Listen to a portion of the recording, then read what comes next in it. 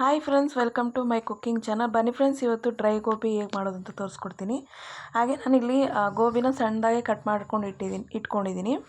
ಹಾಗೆ ಇಟ್ಕೊಂಡು ನಾನಿಲ್ಲಿ ಒಂದು ಪಾತ್ರೆಗೆ ಸೇರ್ ಕಟ್ ಮಾಡ್ಕೊಂಡಿರೋ ಗೋಬಿನ ಸೇರಿಸ್ಕೊಂಡು ಹಾಗೆ ಸ್ವಲ್ಪ ಅರಿಶಿನ ಹಾಕ್ಕೊಂಡು ಒಂದು 2 ನಿಮಿಷ ಕುದಿಸ್ಕೊತೀನಿ. ಕುದಿಸ್ಕೊಂಡ ನಂತರ ನಾನದು ಸೋರಿಸ್ಕೊಂಡು ಇಟ್ಕೊಳ್ತೀನಿ.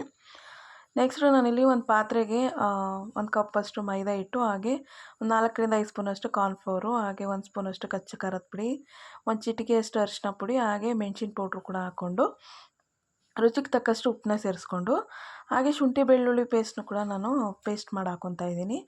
ಹಾಗೆ ಪೇಸ್ಟ್ ಮಾಡಿಕೊಂಡು ಚೆನ್ನಾಗಿ ಮಿಕ್ಸ್ ಮಾಡಿ ದೋಸೆ ಹಿಟ್ಟಿನ ಅದಕ್ಕೆ ಕಲಿಸ್ಕೊಳ್ಳೋಣ. ಹಾಗೆ ಯಾರೆಲ್ಲ ಸಬ್ಸ್ಕ್ರೈಬ್ ಮಾಡ್ಕೊಳ್ದೇ ವಿಡಿಯೋ ನೋಡ್ತಾ ಇದ್ದೀರಾ, ಪ್ಲೀಸ್ ಸಬ್ಸ್ಕ್ರೈಬ್ ಮಾಡ್ಕೊಂಡು ಸಪೋರ್ಟ್ ಮಾಡಿ. ಹಾಗೆ ಇದನ್ನು ಸ್ವಲ್ಪ ದೋಸೆ ಹಿಟ್ಟಿನ ಅದಕ್ಕೆ ಕಲಿಸ್ಕೊಂಡು ಒಂದು 2ರಿಂದ 3 ನಿಮಿಷ ಬಿಡ್ತೀನಿ. ಹಾಗೆ ನೆಕ್ಸ್ಟು ನಾನಿಲ್ಲಿ ಎಣ್ಣೆನೂ ಕೂಡ ಕಾಯಕ್ಕೆ ಇಟ್ಕೊತಾ ಇದ್ದೀನಿ. ಎಣ್ಣೆ ಕಾದ ನಂತರ ನಾನಿಲ್ಲಿ ಈ ಗೋಬಿಗಳನ್ನ ಸೇರಿಸ್ಕೊಂಡು ಕ್ರಿಸ್ಪಿ ಆಗೋವರೆಗೆ ಚೆನ್ನಾಗಿ ಫ್ರೈ ಮಾಡ್ಕೊಳ್ಳೋಣ.